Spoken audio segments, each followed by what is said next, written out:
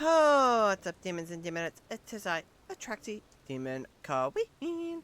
And once again, it's time to relentlessly rumble. But before we get into it, as always, toss a like and subscribe down below. Now, they are doing some road work outside of my house, so it might be a little noisy, but I did want to get you your guide so that you could get your quest done and get your maximum kills.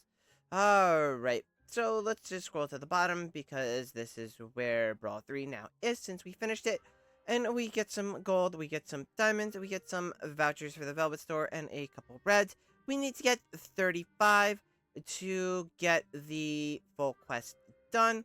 We're not going to bother covering common because you could just use the endless squad to blow through common or a couple other variations. Common's not that hard. Let's talk about the abilities. There's going to be 2 abilities this time for every 3 enemies that appear. The third one will have Spell Shield and Healing Wave.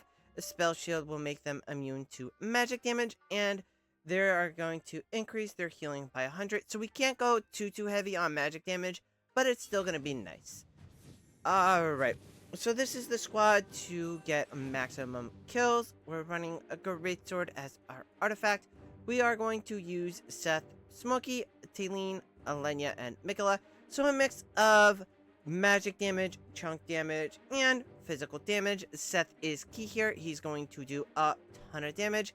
Alenia is the second damage dealer here for the Fizz team because she beats up enemies pretty good. Now, if you're wondering who can you run, if you don't have Taylene, Florabelle, if you don't have Lenya, Florabelle, if you don't have either of them, it's gonna be rough, or both of them I should say, it's gonna be a little rough, because Florabelle is the sub. You could maybe run your Merrily, you could maybe run Anara, you could maybe run, Leica's not a bad option to replace Lenya as well. Yeah, just any Fizz team. Sinbad doesn't really work too well. He spends too much time jumping back, so he's not really on the field doing damage. He spends too much time debuffing the enemies and assessing the battle to be really effective. So this is going to be the best squad. Those are some subs you can run to get the quest done. But without further ado, let's see it in action.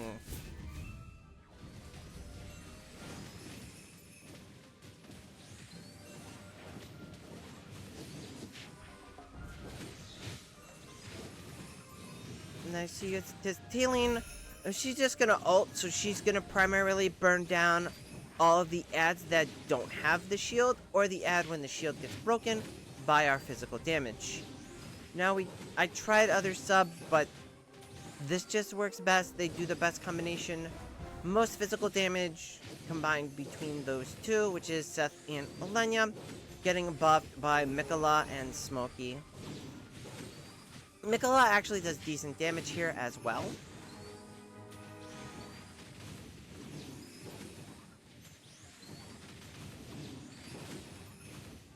So you can see we've already surpassed our 35 pretty easily. And I just set a new record. Well, look at that. Set a new record. 56 kills. So there's definitely some RNG to it. Previously, I had gotten as low as 46. You can see my new high is 56. I had a 54 before this, and it seems to go around 53. Now, I could plus 20 Seth, but I'm not going to plus 20 him for this event. I'm having a hard time to figure out who I'm going to plus 20 next, but we'll figure that out eventually. And that's it for this one. Well, we'll have an update when Harak drops. I speculate he'll be very good for this event, just based on how his skills work and how he's just going to shred enemies in it and build up really fast and then continually shred the enemies. So we'll try to do like an update once Harak drops, but by the time he drops, it's not going to be like a too effective event because the event's going to be essentially over. So the only point to really running Harak in this is if you do want to get those really high scores so you can be #1 on the charts for just a little bit. And that's it for this one. I will catch you next time. Bye!